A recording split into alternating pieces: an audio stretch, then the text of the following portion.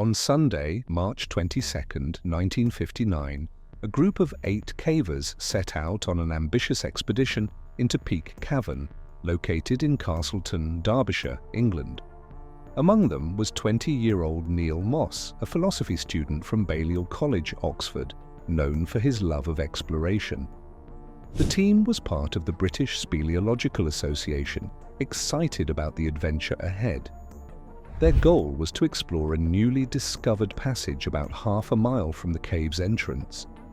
This passage had been found just 2 weeks earlier, and they couldn't wait to see what lay beyond it. The journey was no easy feat. They had to descend nearly 1,000 feet below ground through a maze of dark, winding tunnels. As they ventured deeper, the conditions became more challenging. One section, known as the Mucky Duck, was a tight, wet squeeze that could be particularly difficult after rainfall, as it often filled with water. But that wasn't all. The cavers had to crawl through a series of irregular passages, including a climb up a muddy wall and a narrow, uncomfortable crawl through Pickering Passage, which ended in a muddy sump. It was exhausting work, but the group pushed on, knowing the treasure of discovery awaited them. As the group continued their journey through the cave, they finally reached the location they had been eager to explore, the Moss Chamber, a stunningly decorated space with stalagmites and other natural formations.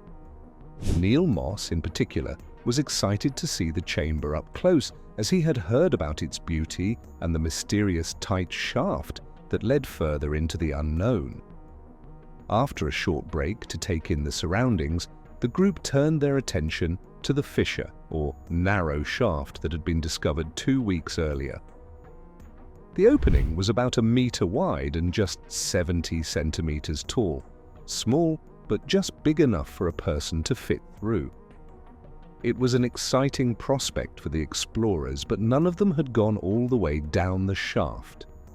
The team estimated it was about 40 feet deep. Neil, eager to satisfy his curiosity, volunteered to be the first to descend. He began his descent just after 3:30 p.m. using a flexible ladder designed for tight spaces. The shaft was narrow and twisting, making it hard to move, but Neil was determined, and with each step, he squeezed further down. The further he went, the more challenging it became. The corkscrew twist in the shaft was particularly difficult, but Neil managed to maneuver through it. He felt a sense of accomplishment as he continued downward, but what he didn't realize was that the obstacles ahead would soon become insurmountable. As Neil continued to descend, he encountered more challenges. After the corkscrew twist, the shaft opened up a bit, but the space remained tight and difficult to navigate. Despite the obstacles, Neil pressed on, thinking he could manage any challenges that came his way. However, things took a turn when he encountered an unexpected problem, a large boulder blocking his path. At first, Neil tried to push it aside, but the rock was too heavy and wedged tightly in place. He soon realized that he couldn't move the boulder and that continuing downward wasn't an option. But climbing back up was just as difficult. The narrowness of the shaft made it nearly impossible for Neil to lift his feet high enough to get any leverage. He was stuck, wedged in an awkward position, unable to move forward or backward. His body was trapped in a tight, elliptical crevice just 18 inches wide, no bigger than the width of a laptop. Neil called out for help, and his teammates rushed to assist. They tried pulling him up with a ladder, but the effort was unsuccessful. The ladder became stuck between the cave walls and Neil's body. With each attempt to move him, the situation grew more desperate. Neil was trapped in a terrifying, unmovable position. At first, his friends thought it would be easy to free him, assuming they just needed to lower ropes and pull him up. But as the hours passed, they realized that rescue wouldn't be as simple as they hoped. The situation was more complicated than anyone had imagined. As the hours ticked by, Neil's situation became more dire. The initial attempts to free him had failed, and the cavers now understood that this wasn't going to be a simple rescue. The team realized the severity of the situation as the narrow space made it impossible to maneuver easily. What they had initially thought would be a quick rescue turned into a race against time. By this point, the air in the shaft had started to become polluted. As Neil struggled to breathe, his movements grew more erratic. His communication with the team became less coherent, and his behavior started to shift. Witnesses later described him as acting less concerned about the danger he was in, almost as if he didn't fully grasp the seriousness of his predicament. At one point, Neil even suggested his teammates go for a meal, seeming to dismiss the urgency of the situation. The cavers were growing increasingly worried, but they didn't give up. A light hand line was lowered in an attempt to help Neil climb back up, but the situation only worsened. The more they tried to help him, the more trapped he became. Ropes snapped under the strain, and the rock edges seemed to fight against every attempt to pull him free. Desperate, some of the team left the cave to seek additional help. Within hours, volunteers from across England arrived to assist in the rescue efforts. The team was growing, but so was the complexity of the situation. It was no longer just a group of cavers trying to help one man. It was a full-scale rescue operation. However, more obstacles lay ahead. As more rescuers arrived, they were met with a harsh reality. The air in the shaft was so contaminated that it was nearly impossible to descend without risking their own lives. Experienced cavers went down one by one, only to be forced back by the toxic air.